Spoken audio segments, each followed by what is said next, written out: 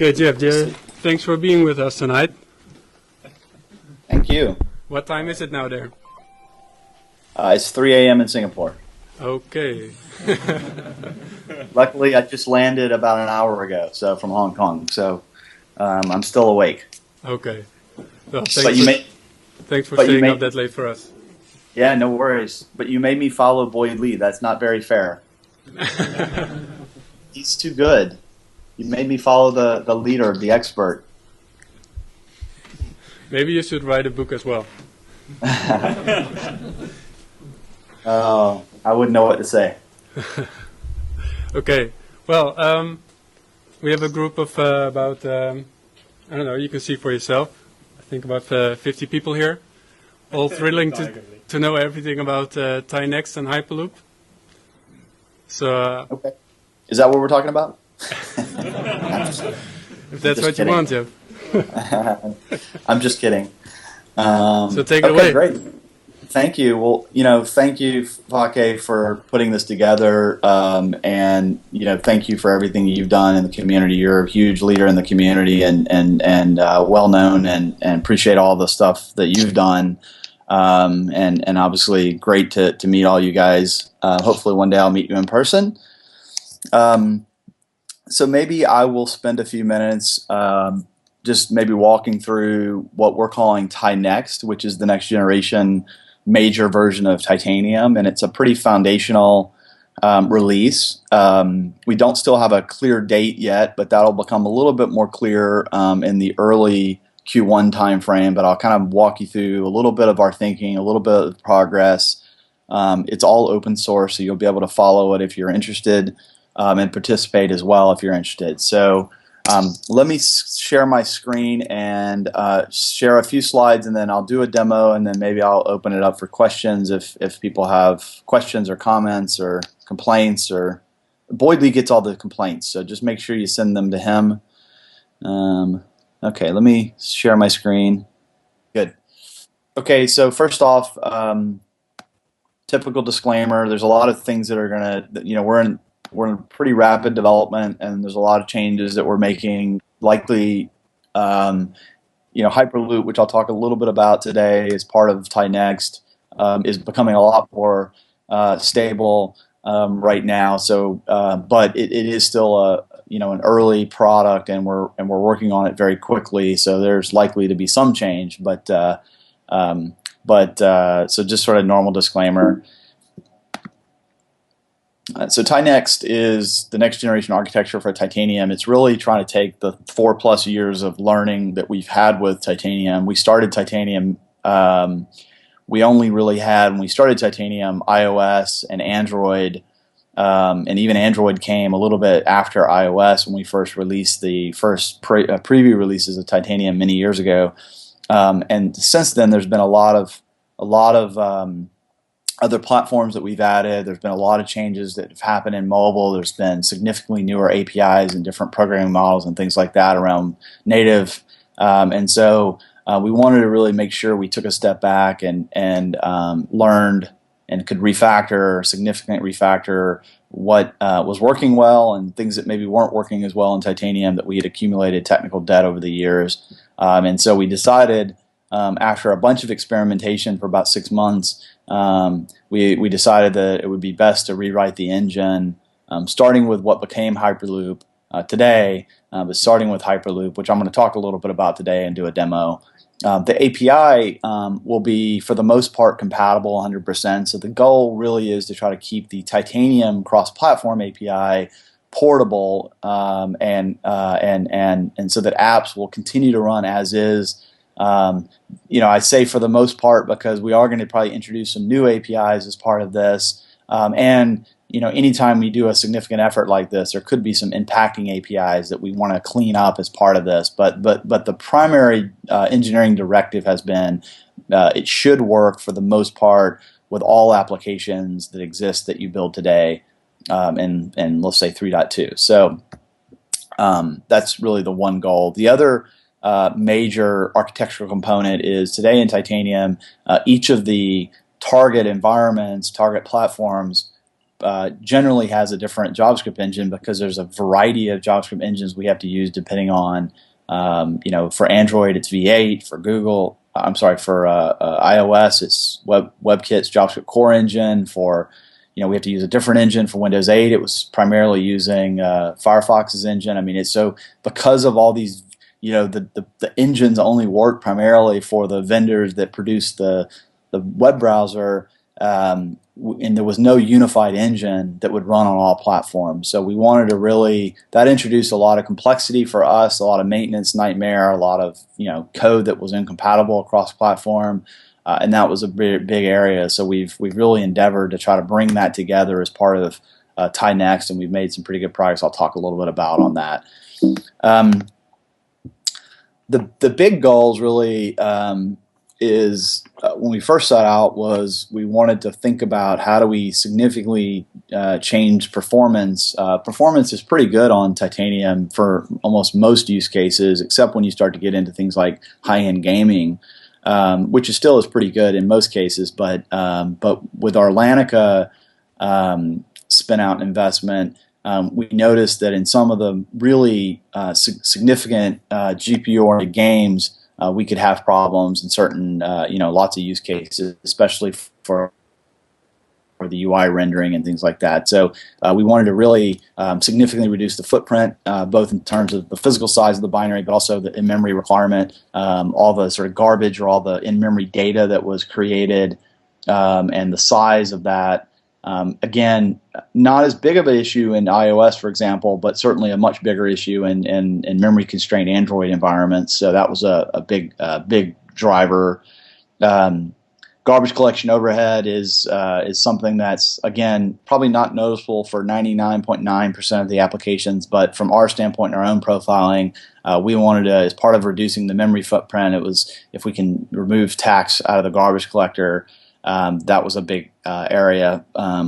We also have a pretty complicated threading model, way too complicated of a threading model today in Titanium for most use cases, and we're trying to use an 80-20 rule. So we've got in Tycurrent, we've got every JavaScript instance effectively, or when you create a context effectively, it creates a new thread associated with that context. So that means there's a UI main thread, like all UI systems, and then for your application, there's a separate thread. And then even if you created, let's say, a network API call, there was an additional thread. So there was a whole bunch of additional threads that got created, and all the overhead of context switching and synchronization and locking and all the complexity that goes around that. So we wanted to really simplify the threading model pretty dramatically. And then, of course, from an operation standpoint, we really wanted to have an order of magnitude increase in the operations of APIs. And try to generate as much of the code into native language so that less of the application code was actually having to be interpreted, but a majority of it would be actually compiled ahead of time and executed outside of the JavaScript virtual machine. So let me just another big area is really a maintenance for us and for the broader community. Right now we have separate teams that and skills that people have to work in different areas of the platform. It's obviously wildly different. Doing Visual Studio Windows development than Android Java development than iOS Objective-C development. It's Tizen's a different. Everything's sort of different at the core platform team, and the tools and everything's so wildly different. Obviously, part of the benefit of Titanium is solving some of that problem, but we as core contributors to Titanium, we have that same problem. We have to have all sorts of different people, and it's very hard. It's very laborious. It's a linear increase in cost. So every time we have to add a new platform, it's a new team, it's a new set of tools, it's new everything, right? New JavaScript engine. I mean, it's just very, very expensive for us, and we don't get any reusability, or I shouldn't say any. There's some reusability, but we don't get maximum reusability because each one of these things are wildly different. So big benefit to the end user that uses Titanium, but for us it's a really hard, complicated, and expensive maintenance thing. So we really wanted to focus on Titanium the next generation of Titanium, we really want to focus on how do we move as much as we can into JavaScript, because we have a huge number of people inside the company that know JavaScript, and obviously our community at large, the primary skill set is JavaScript. So to the degree we could make JavaScript the primary programming language for the platform, that would allow us to have much better coverage, much more scalability of resources, an ability for community members to more easily modify the platform without having to learn some of the lower level stuff of the language, and adding new features and new platforms would be much faster. So that was another big goal. The third big area is really extensibility. Now, Titanium current has a significant amount of extensibility. We have a lot of people that have extended Titanium. It's relatively easy to do that. There's about 14,000 modules that have been created to date around the Titanium API. So it's a pretty significant, I would say, success given how many people have created modules and relatively how easy it is to create them. However, that complexity also extends to the module developers, because all of what we have to deal with, you have to deal with as a native developer as well, or a module developer. You have to, each module, it's hard to make them cross-platform because you have to do a lot of work for each platform to create and package that module so that it works across every platform and the different tools and all that. So part of this is, how do we make that easier? How do we make it almost as easy as Node is today, where you can simply just write a set of JavaScript files, package them up, and distribute them, and then make that very easy to extend the core API and package them and distribute them more easy than it is today. Now, it's relatively easy today, but we want to really make that even dramatically more easy. So that is going to have some impact on current modules. Given that we are changing, we're going to change the SDK or the module API, but we think that's going to have significant impact in the future. The next big area is really tooling. We have all the same problems with tooling. I mean, because each profiler, each debugger, everything's different per platform. Any tools that we build on top, both CLI oriented tools, command line oriented tools, as well as the visual oriented tools like Studio, same thing. Just lot of extra work. A lot of people have to work on that to make that happen. So most people ask, when is this going to happen? Oh, this sounds really wonderful. When can we have it? We don't know quite yet. My best guess would be summer of next year, 2014. But we haven't committed yet to a date, because we're trying to finalize a core milestone around Hyperloop before we commit to the final schedule, and hopefully we'll have that done by the end of this year. But likely it's going to be called Titanium 4.0. I say likely simply because we don't still know quite how long it will take to finish this initial effort, but likely it will be Titanium 4.0, which would put us in about the same time frame as 3.0 before. So we are very obviously transparent as usual. Hyperloop's now been out there for a while, and we are releasing as often as early as possible, and trying to be as transparent about the development. So you can follow along, and I'll show you where you can follow along if you're really interested on that. One thing to note is we will drop the 3.0 release in early December, and we've already started incorporating Hyperloop, which I'm going to talk about in a few minutes. We've already started incorporating Hyperloop, the new compiler, in 3.2. So the new iOS capabilities in the 3.2 release, which is in testing right now, and in the beta is available if you haven't tried it already, that already has Hyperloop in it.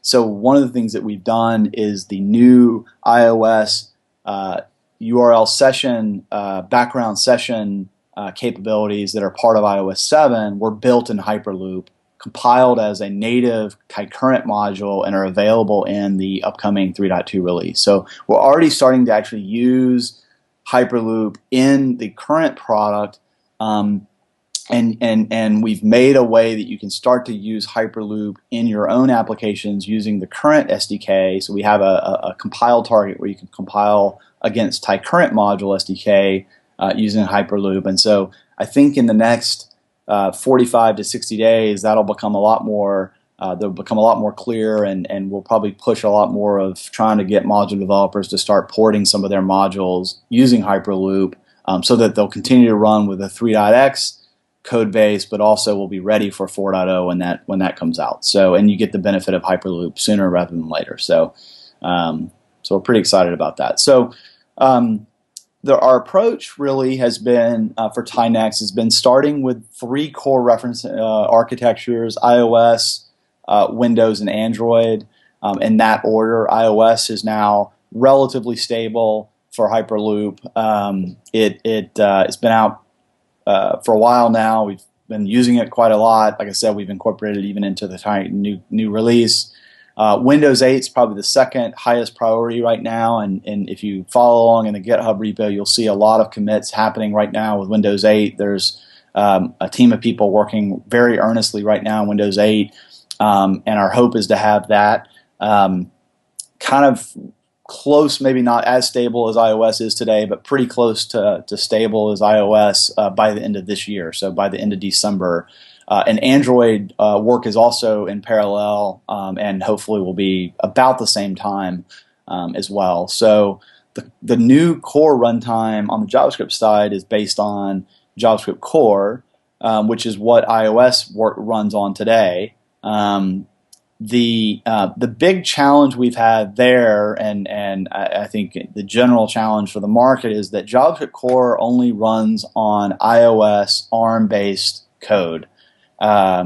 So that is been while it's open source and it's pretty well-known virtual machine, that was a very significant effort for us and continues to be a very significant effort. So we spent the summer porting JavaScriptcore to Windows 8, both Intel and ARM instruction set. So that took us basically all summer, a lot of resources, a significant amount of work to get that to run on JavaScript on Windows 8. We've got that done. We've got pretty much the entire JavaScript test suite now running on that, on device, on tablets, as of about 3 weeks ago. So that was the biggest blocking effort to finishing the compiler. Was we obviously had to be able to target and compile code, then run it. So we all have that. We have that now working. It's relatively stable. It passes the entire test suite. With a couple of exceptions, things that we don't care about. And we're in the process now of trying to finish up the back-end code. And Android has just started. We're working in parallel on both porting Android to JavaScriptcore as well as the back-end compiler. Android we don't think will take as long because early on there was some work done by Google around kind of early Chrome, and so by that team. So we don't think it'll take as long, and it's going to look a lot closer to it's standard C. So it's going to look a lot closer to what Objective-C was versus Windows, which is relatively non-standard. So. So that's been a pretty significant effort. We're doing all of that on the core JavaScript on our own fork of WebKit. We've been working with a couple of core WebKit committers, so our hope is to upstream that back in the next 6 to 9 months, depending on when we get it very stable, but upstream that back into WebKit mainline. And we've been talking to the committers at WebKit about that. That may not happen. It may not fully happen for all the platforms because there's some political things about maybe they don't want Windows necessarily in that core. But we'll continue to maintain that from an open source standpoint, even if they don't. We're doing all that work on our public open source branch of WebKit if you wanted to follow it. So let's talk about Hyperloop and kind of tie next as part of that. So Hyperloop really is the next gen compiler. We basically have separated now, and tie current, the compiler and the API sets are all part, and the runtime are all part of one project, kind of one monolithic project. We've separated out the compiler, which we're calling Hyperloop, into its own open source project, and it has zero dependencies on anything related to Titanium. No tooling dependencies, no dependencies at all on anything related to Titanium. Titanium, the new Titanium Next project will sit on top of Hyperloop as a dependency, so it will require Hyperloop as a dependency, but it won't go the other way. So the Hyperloop really is a new compiler that is an ahead-of-time compiler. Basically, it attempts to understand the source code of what you're compiling. Like most compilers, it splits the source, the AST, into a front end and a back end process. So the front end is responsible for compiling the source, turning that source representation into an abstract syntax tree, doing a bunch of work around that to put it in a format that's common, and then handing it over to a back-end compiler. The back-end compiler then is platform specific and knows how to then emit code for that platform, for that target platform. So that is where you get the differences between generating Objective-C oriented code or Windows 8 C++ code, etc. So and so it makes it easy to build a new backend for targeting different code distributions. You simply have to build a new backend, and the front end basically is relatively almost always the same for each platform. The backend really is where most of the hard work is done. So it's basically takes that source that was compiled, let's say that JavaScript source that was compiled, and knows how to turn that into native instructions, basically. So what will happen is tie next will then become basically really two components. One is the Hyperloop compiler, and the second is a pure JavaScript API for the platform. And so what's nice is what Hyperloop really allows you to do, and I'll do a demonstration in a minute that hopefully will make it a lot more clear, but what Hyperloop does, Hyperloop just creates a new syntax and a set of new keywords on top of JavaScript and there's only a handful. There's maybe 5 today, and it likely will grow, but it probably won't grow infinitely. It'll still probably always be a small set. But it describes a set of special keywords on top of JavaScript. So it's pure JavaScript with a handful of additional keywords that help the compiler and tell the compiler how to compile the code and what to do. And I'll demonstrate this in a minute to make it a little bit more clear. And so the file extensions for Hyperloop-based code will be HJS extensions, so that the compiler and tooling and things like that will know that it's different. It's not standard JavaScript. You can use 100% of standard JavaScript in it, but the compiler will treat it specially versus just raw JavaScript with a .js extension. The developer then can use basically native APIs for the core platform, but they're JavaScript oriented. So in Objective-C you have the Cocoa API, or in Android you have the Android SDK Java API. So those APIs define a whole bunch of capabilities that the platform supports. And what Hyperloop is able to do is it's able to basically understand all of those APIs, and even low-level C APIs, etc. But it's able to ultimately understand the syntax, the calling conventions, the parameters, all the information. We call it a metabase, but all the information about the underlying core APIs of the platform automatically. That's what most compilers do by nature. And because of that, it can expose basically.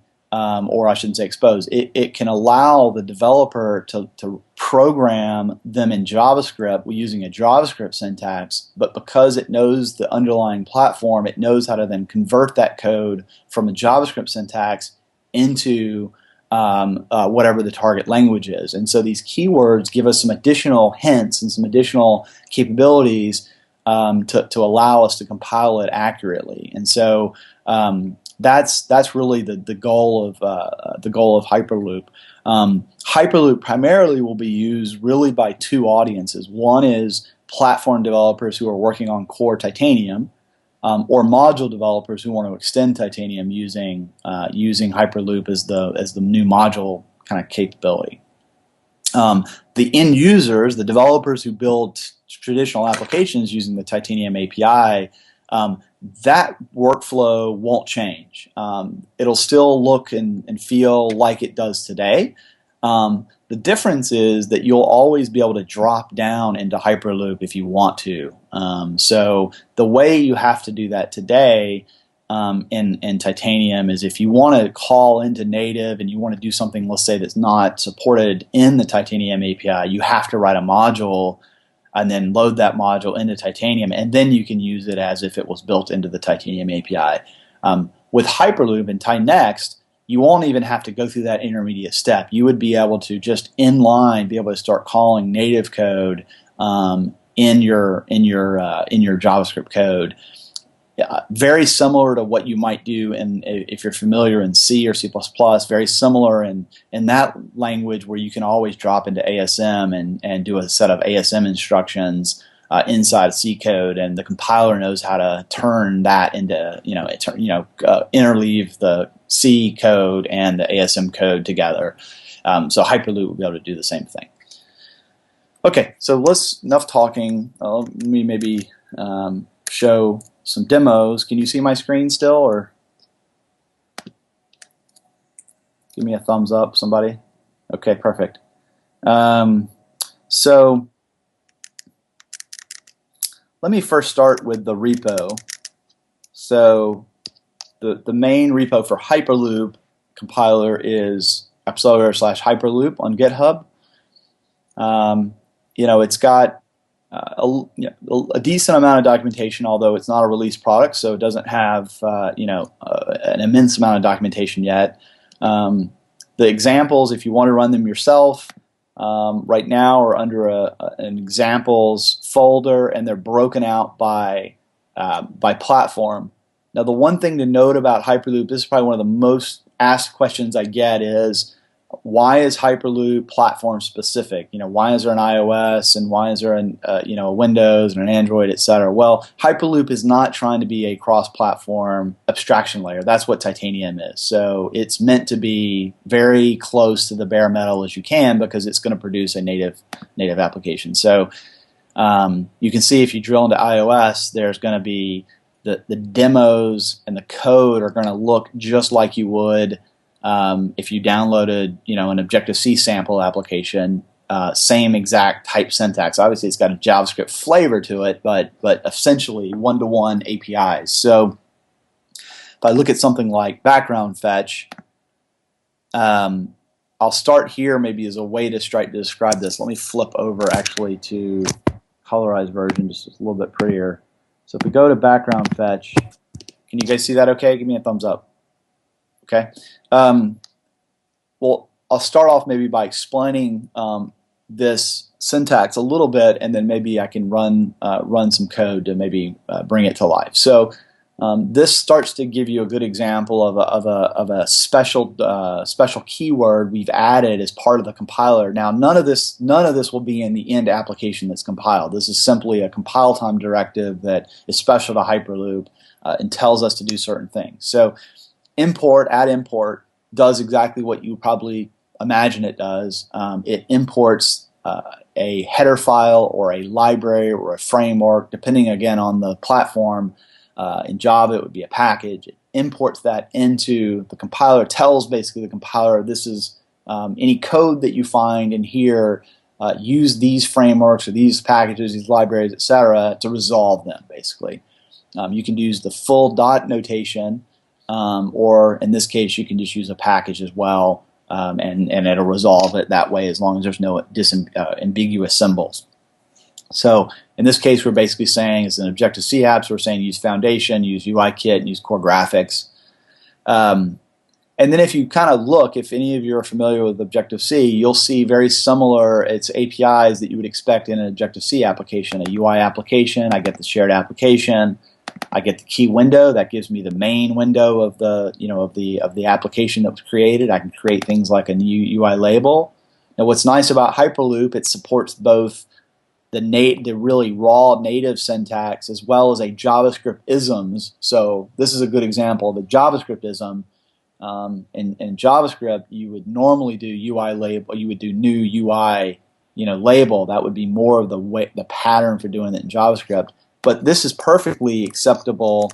Both of these are perfectly acceptable as well, and this is exactly how you would do an Objective-C. So this syntax works as well as the new Objective-C syntax. You could also do that. So all three work as is, but for cases where it makes sense, we've also tried to make it more simple for the JavaScript developer, or more natural for the JavaScript developer. But you can see this is basically doing, this is a C function, very, very much part of core graphics. So you can use C functions as is in JavaScript. You can use static methods on classes like this.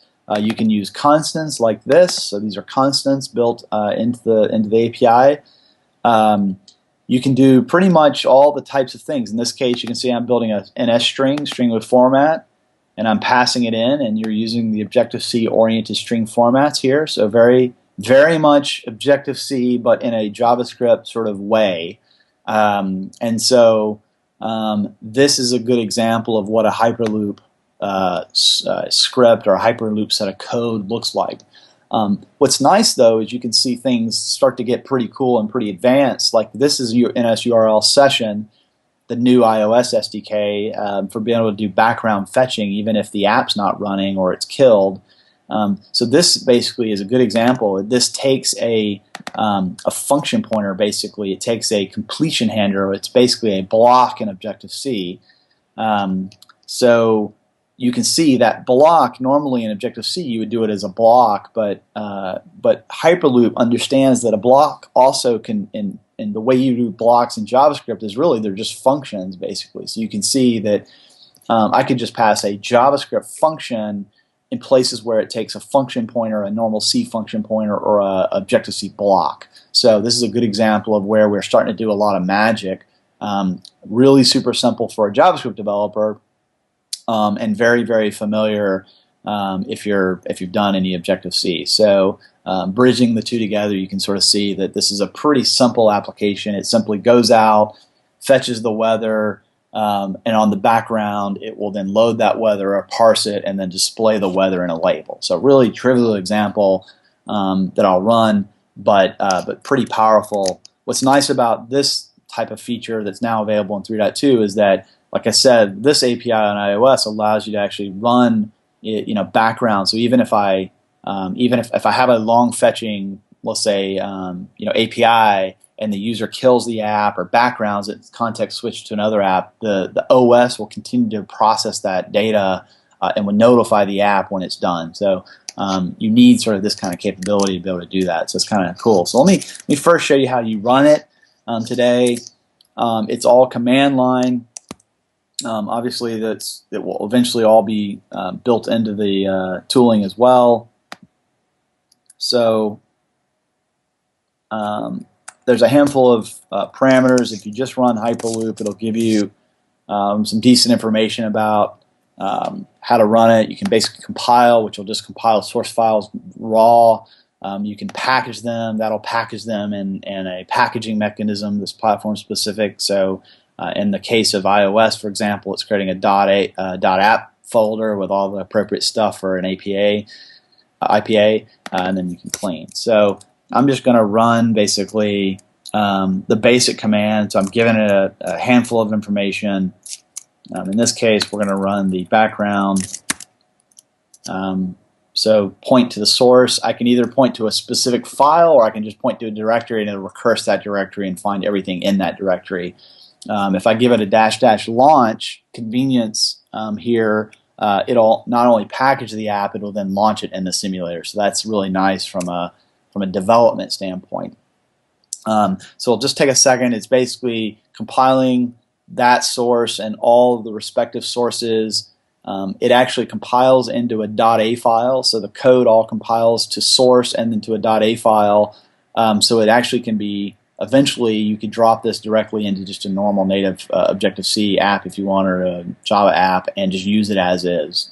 So it's pretty cool that way. That's all we're doing here in an example. So you can sort of see it's not visually impressive, but basically it went out here, it completed the request. You can see that the toString of the NS HTTP URL response just dumped here. You can sort of see that we printed out a little bit of information on the console, and you can see the output here. Sky is clear in Mountain View, which is where the geo was that we passed in here. So pretty basic.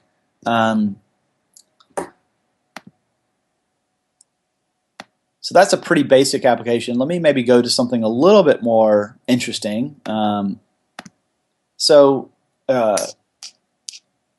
Objective-C has Xcode tooling has a thing called Interface Builder that allows you to visually design a interface, and it generates what's called a nib or a zib. A nib is kind of the compiled form. A zib is the XML form of the tool outputs.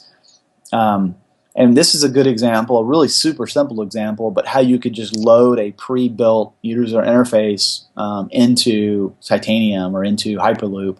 And this is just a really super simple example. So I've got a view here that was created in Interface Builder.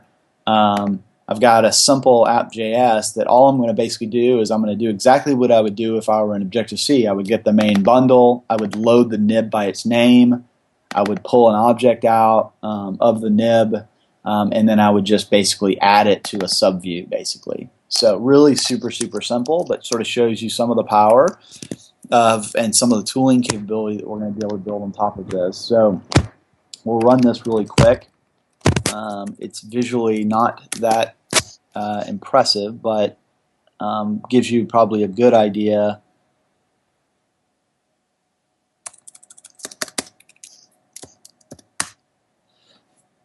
of how you can sort of start to do really interesting things on top of the platform by having this capability. And this just shows it's just really pure native. All right, that didn't work at all. That's really awesome. Okay, there must be a problem. Could not load the bundle file. Okay, this may be a regression, so apologize. But it does work when it works, so I'll skip that one. So I'm not going to go through all of these. You can go through them yourself, but I just want to point out some really interesting sort of capabilities that we're able to do that are already available. So let's say you have a third-party module that you want, or a third-party set of code. It doesn't even have to be a module. It could just be a set of header files and compiled .a files or .o files that you want to bring in. So I'll do that. A quick demo of this. This is ChartFX. ChartFX is a pretty cool library if you haven't ever checked it out. It basically is a charting library, cross-platform charting library that's pretty cool. We've been working with it, and it allows you to do some pretty cool things. It's all native. So I'm going to show you how you can just bring something like that in. So no module code, no binding code, just I'm going to take a pre-built framework, third party, and I'm going to compile it in Hyperloop. Of course, this would work with any third-party SDK or any third-party code. But in this case, it's going to show off some advanced features of the compiler. So I've got a compiler directive which tells the compiler to do some special stuff at compile time. In this case, I'm going to set up some flags for the compiler, the C flags. I'm going to basically tell it where to find the framework directory. This is exactly how you do it if you did it in Objective-C. If you went into the Xcode tools and you set up your paths, this is exactly how you would do it, what he would generate. It also shows I can create constants from the command line. So when I add this dash dash and whatever the dash dash is, that'll be turned into a constant. So you can see here chart fx_home, and then whatever path I pass it will actually will actually turn into a JavaScript constant that you can then reference in code dynamically, and I'm passing the license, etc. Uh, you can see I'm passing in the frameworks. I'm passing in, it's got a link with Std C++. It's got a link with a third-party XML library. It also has things like, okay, so you can see here that we're just now, we could have used auto imports and just done chart effects, but this shows how we're actually importing just specific classes. And at this point, I could just use chart effects as if it was built into, let's say, the Objective-C SDK. So I'm just importing these directly in, and then I'm using them here to build charts, to build the charting code. So this is just a straight port of their demo that they provide with their SDK. This shows you how you can do an at class. This is basically how I can create a native class at compile time. So in this case, I'm creating it requires a view controller for that view controller to do special stuff for their framework. So you can see here that I'm inline creating a class, a view controller class, extends from NS object, and then I provide basically the body of the class. I can either override existing methods or I can just provide new methods, and you can see sort of the way you would do that. So I'm creating a method called getHeartRate. It returns a void. It takes no arguments, and then when that function is invoked, it's going to run. Basically, it's going to use this code as the body of that class. So you can see I'm doing some work here, and then we're just setting timers up to then simulate a heartbeat, basically. So let me maybe pause there, and I'll show you maybe real quick what sort of the output looks like if we go to look at the build. So I used in my, let me go back and run something like this. I used, you can see here, destination build, which is relative to my source directory here. That's my build directory here. It's going to basically put intermediate compile files so you can sort of see what gets compiled. So if I go into my source directory, you're going to be able to see all the code that it's generating. Now today in Hyperloop, we're not doing, we're doing a full dependency analysis of all the transitive dependencies that are required in native, and we're generating the entire tree right today. In the next month or so, we've got work that we're working on that will land. It will only generate methods and classes of the native stuff that is found and used by the underlying platform. So that's work that will come. But you can see here, it's generating all kinds of code. You can see that I have my alert code. If I go back, I can show you like the app. You can see here the app JS was what I named it. So there's for every Hyperloop JavaScript file, there's going to be a corresponding class or a set of code that will be generated. It's relatively readable, so you can sort of understand, and you can see how it's compiled out pieces of the code.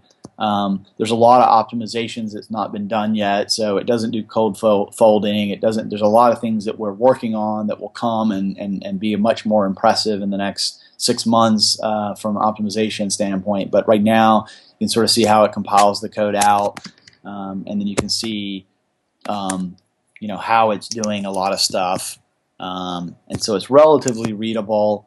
You can kind of understand how it's generating code and understand, because I imported Core Foundation and Core Graphics, etc. You can sort of see what it's doing underneath the covers if you wanted to look at the code.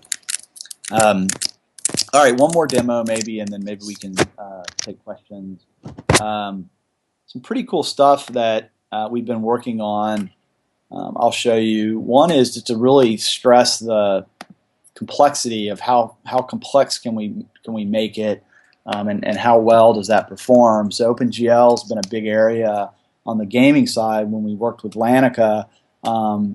Is really how do you get pretty significant performance out of out of the engine, and can we eventually make it even faster than if I hand wrote Objective-C or OpenGL code, because we have a machine that's doing the optimizations, and we think we're getting there. So this is a good example of a very simple. I'll run the demo, but it's a really pretty simple Objective-C OpenGL base code.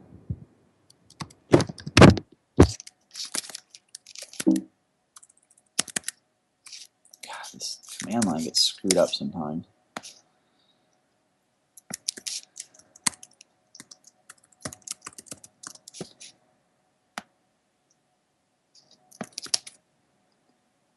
So while that's compiling, this is very, very, if you've ever done Objective-C code, it's very, very familiar.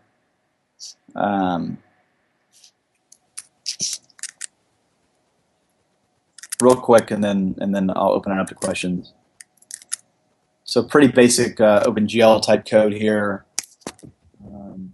This sample was done with the Lanica team, so it's a pretty simple projection matrix, a texture. You can see the shader code here is pretty simple. I'm basically just doing some colors and doing a projection matrix and rotating this image right here, and so it's pretty basic, OpenGL code as is. So you can see here it performs very, very fast because it obviously runs on the GPU once compiled. So it's pretty basic. I'll show you real quick. We've been working on a port effectively to Webgl. So basically, as a superset, there's a superset that defined by the WC3 called Webgl, which is now a part of starting to be introduced into web browsers. What's nice is the OpenGL API and the WebGL is basically what we've done kind of in Titanium. It sort of creates a JavaScript-like version of the API against the core OpenGL API. So if I run these examples, what's cool about these examples is these are almost entirely directly out of, you can see these are lessons directly out of the WebGL, and they run pretty much one-to-one. So you're back? Yeah, I don't know how long this will last, but maybe I can take one or two questions. Let's do some questions then. One question that I got on Twitter that was maybe also interesting to ask you is what about support for macOS apps and Windows desktop?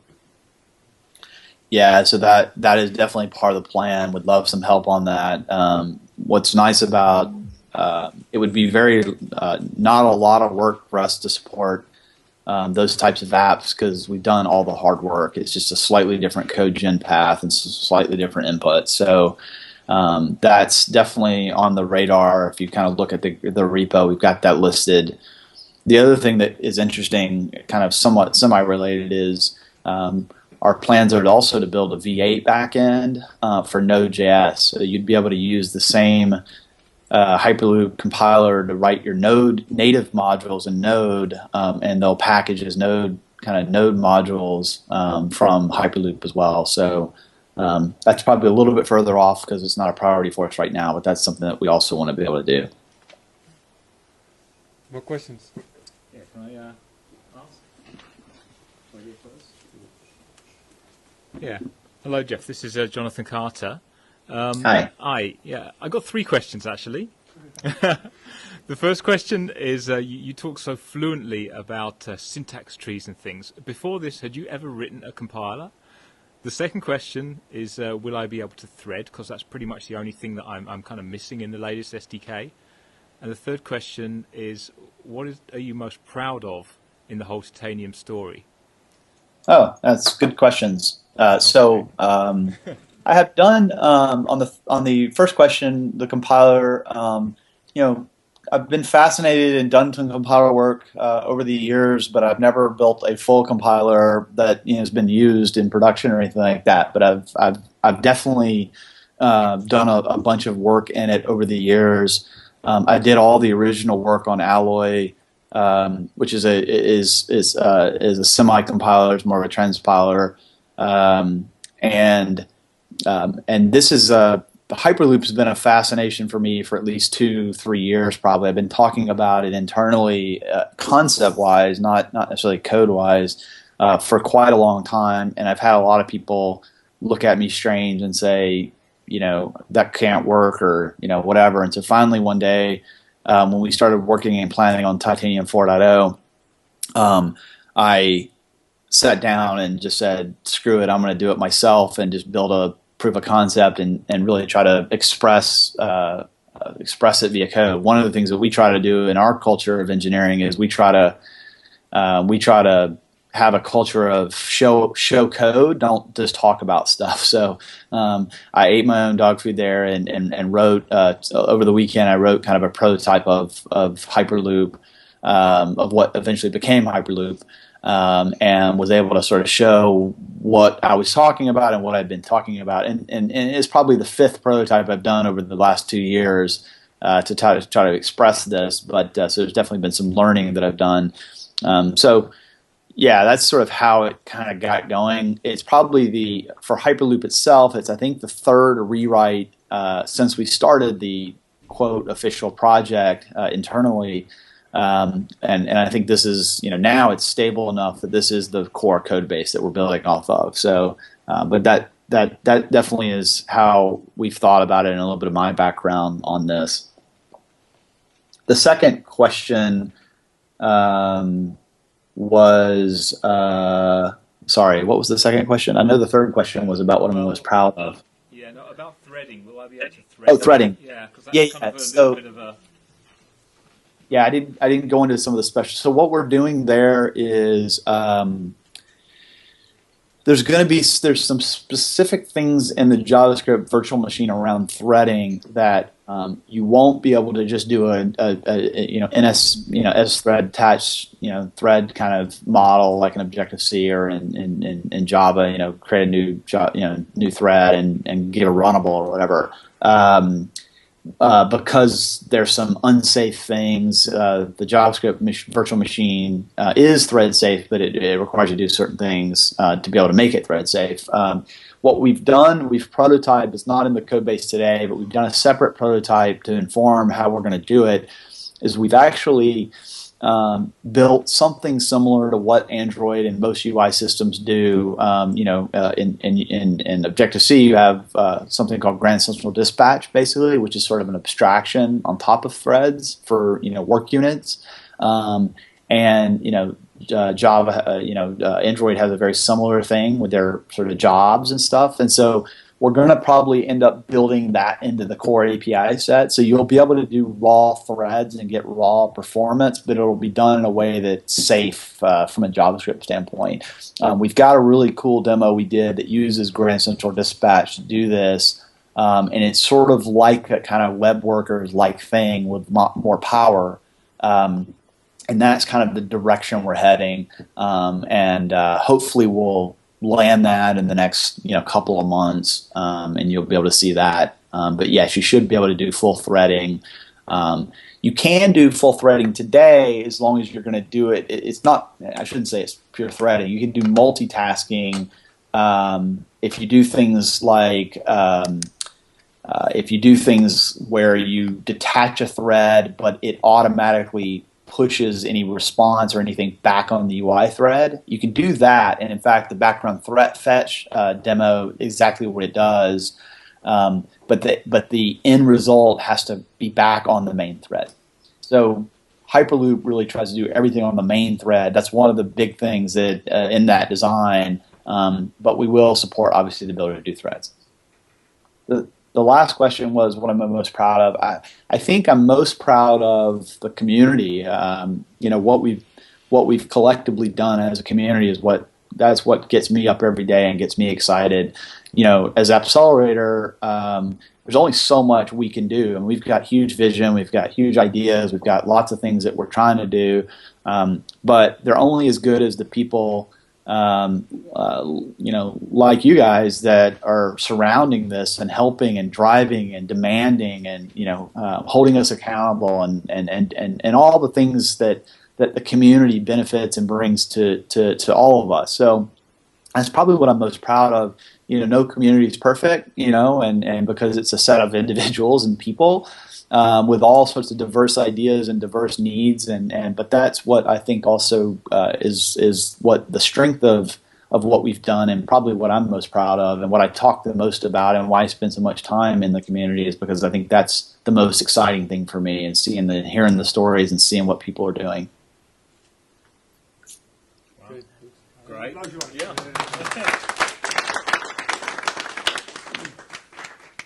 More questions? Yep.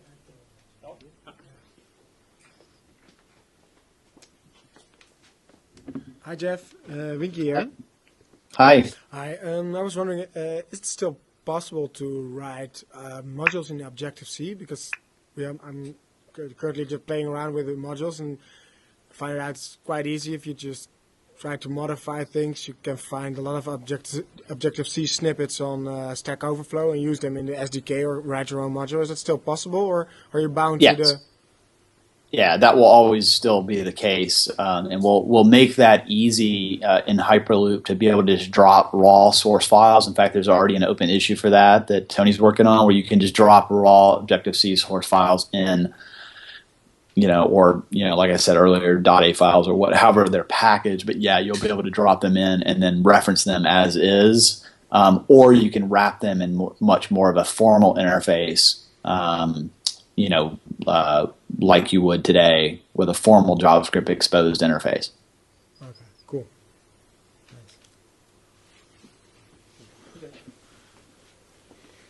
Thanks. Next. Hi Jeff, it's Ronald here. Hi. I'd like to go a little bit deeper into the threading because that's a topic that's close to my heart. Just wondering, the way you explained it, it's like you're not going to support or build threading into the JavaScript part of Hyperloop, but you're simply relaying it to the native code. So the threads will be created in a native space. And that's then right. Just come back to the main thread that's being run by Hyperloop. That's right. Yeah. What will happen is Hyperloop will expose. Again, this will be platform specific, but it'll expose. And this is probably the one rule we'll break, where we'll create a common API in Hyperloop.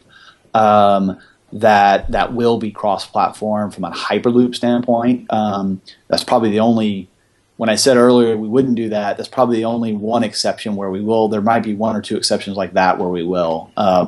But I'll describe it from an Objective-C standpoint only because I think it's a point of reference.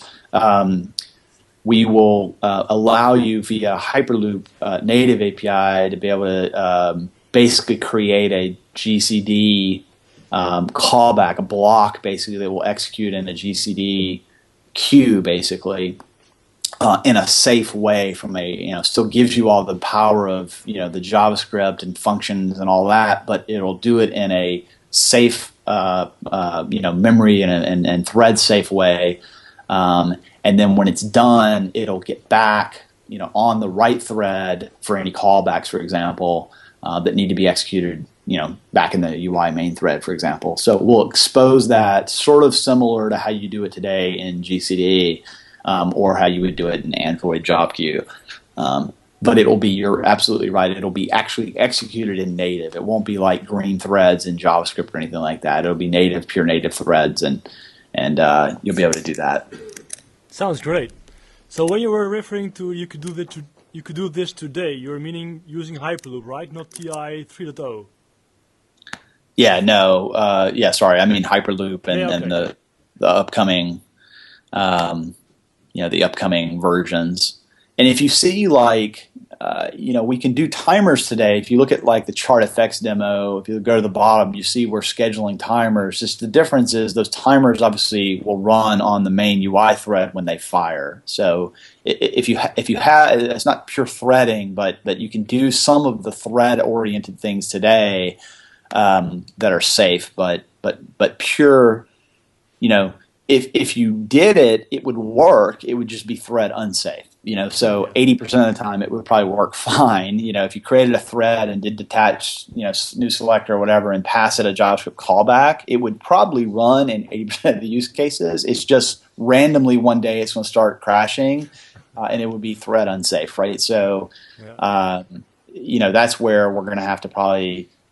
That's a good example of where it will be possible to do some of these things because obviously Hyperloop makes everything possible because it's just compiling the native code. But there will be cases like this, and there's only a couple of these cases, but there'll be cases like this where we're explicitly we'll probably still allow it to lie to do unsafe things, but we're probably going to tell you, hey, this is bad, and at compile time, and you shouldn't do what you just did. And here's the right way of doing what you're trying to do. Super, sounds great. Thanks a lot. Yeah, no worries. Someone? Question? Come on. Anybody? The one about how the compiler is working out, that you can define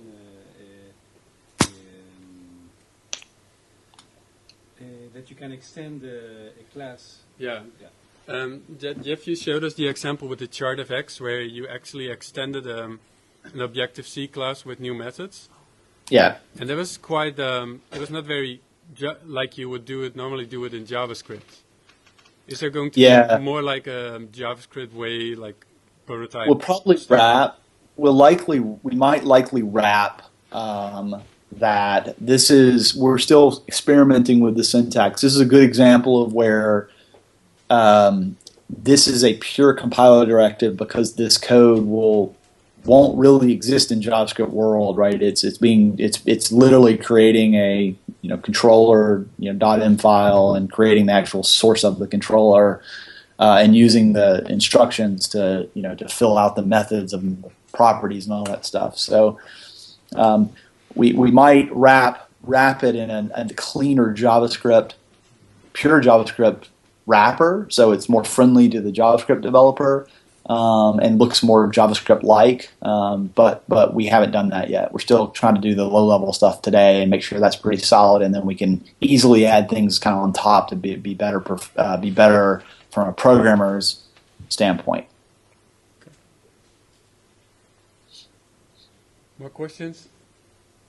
One other thing I know we had talked about on the mailing list that might be interesting to point out is that one of the things that we've done in Hyperloop is that it supports the full Node.js require API, and thus it knows and understands things like node_modules, package.json. You can do directories as long as it has an index.js in it. So it implements effectively the Node.js require spec, kind of 100%.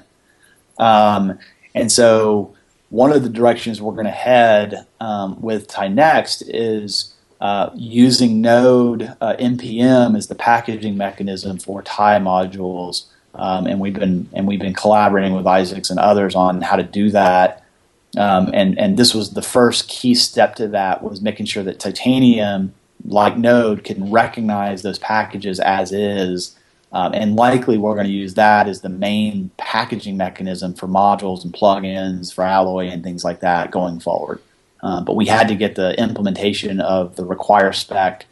It also probably means you're going to be able to bring in, we're going to eventually do, there's been a number of people that have been talking to us about it. We're going to do a Node.js API compatibility layer as part of Hyperloop. So the idea is hopefully, at least the pure JavaScript Node modules should be able to run as is in a Hyperloop app or Hyperloop plus TyNext app, which we think could be very, very powerful. There's a lot of great libraries out there, and this could be a great opportunity to be able to bring those in as is. Yeah, personally, I find that one of the most exciting things to be added in Hyperloop. Okay. Actually, one more question.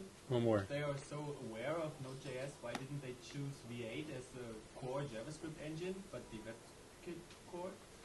Okay, so why did you go with V8 instead of Webkit? The other way, Webkit instead of V8? Yeah, that's a great question, and one that we wish we could have used V8. We've got a lot of experience, obviously, on V8 as well. there's two reasons. The main reason is because V8 will not run on and never will run on iOS or Windows. Windows and iOS have a JIT restriction, and V8 is primarily a JIT-oriented designed VM. So it works fine on Android because Google allows it to work on Android, but you can't do runtime code modification, which is what JIT is. Today in either Windows or iOS, and it doesn't look like those guys are ever going to change that. So that was the prime reason that JavaScript Core has both a JIT and a non-JIT option, and so the non-JIT option is what we use basically for the platforms that don't support JIT, and the second thing is, although I think this is something that we've seen changes, every quarter, every major release, is that right now in our JavaScript benchmarkings, JavaScript Core is actually faster than V8 in these use cases and mobile. But like I said, I think that changes pretty regularly because there's so much development happening on both engines right now. I think it's kind of a wash ultimately.